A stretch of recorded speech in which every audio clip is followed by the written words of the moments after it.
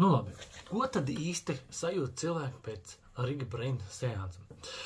Bieži vien dzirdu šos te teikumus, varētu teikt, atkārtot, ja? Un tad es izveidoju tādu kā top 5. Pirmais – miegs. Beidzot guļu kā bērns. Tas ir tas, ko dzirdam. Otrais ir miers. Galvā beidzot klusums.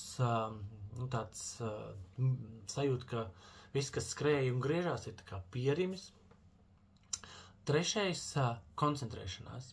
Beidzot var pieķerties lietām un darbiem, nevis pēc 15 minūtēm atkal vilkt sev ārā no kādas nodarbes, kas ir mani aizvilcis prom no tā svarīgākā darba vai grūti uzsākt darbus. Tad vieglāk uzsākt un ātrāk pabeigt.